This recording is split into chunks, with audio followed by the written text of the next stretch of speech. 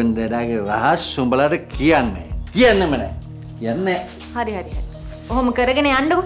දැන් ඔය සිංහයා බඩට දාගෙන ඉන්න හින්දා මම මොකුත් කියන්නේ නෑ. හරි? පස්සේ කතා කරමු. නැත්තම් මං හොයාගන්නම්. මට හිතුණා බාර් එක වැඩ කරත් තාත්තා එක්කන් ගියේ. එහෙම උරුට මට අපහාස කරන්න එපා. හරි. අපහාස කරන්න හරි නොකරන්න හරි ගියේ මොකටද කියලා කියන්නකෝ. ඒවා රාජකාරී රහස්. අනේ අම්මේ ඔයාලගේ රහස් CID එකේවත් නැතුව ඇති මෙච්චර රහස්. මේ කොහෙද රවුමක් ගහන්න ගිහිල්ලා ඇවිල්ලා බොරු කියනවා. පන්නු දන්න බයිලා නොගා හිටපන් බං. දැන් කොහෙද ගියේ? කෙවින් ෆොන්සේකා ශ්‍රීමතානන් බැහැ දකින්න.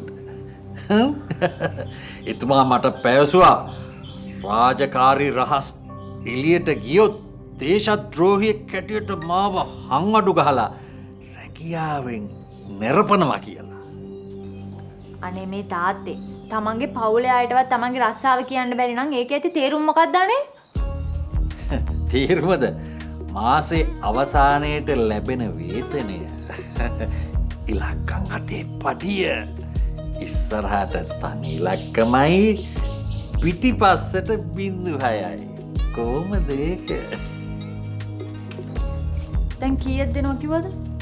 සැලකිය යුතු ගාණක් මේ ජීවන් දඩට දෙයි.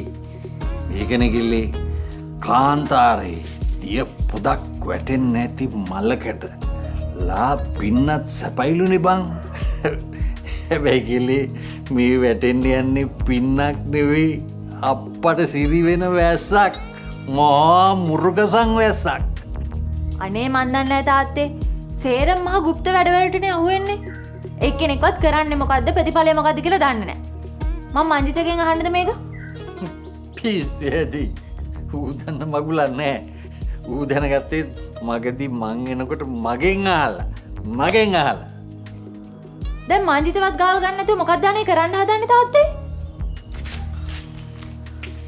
අපිට මේ ගෙදර ඉන්න බැරි කරන්න නම් හදන්න එපා. අම්මා ඒක ගැලවෙන්නේ උඹටම තමයි. උඹලා දෙන්නගේ සංසාරේ බැඳීම. දෙන්නම එකම නායෙන් ඇඩියාව. එකම බරබරේ. එකෙක් කැමති නෑ මං දියුණු වෙනවාට. දියුණු වෙනාට කැමති නැත්තම් යකෝ අඩු ගානේ කටවහගෙන ඉඳපන්කෝ. මං දියුණු වෙලා පෙන්නරකම්වත් කියන්නේ. ජීවන් දඩාගේ රහස් උඹලට කියන්නෙම නෑ. යන්නේ. හරි. ඔහොම කරගෙන යන්නකෝ. දැන් ඔය සිංහයා බඩට දාගෙන ඉන්න හින්දා මම මොකුත් කියන්නේ නෑ. හරි? පස්සේ කතා කරමු. නැත්තම් මං හොයාගන්නම්.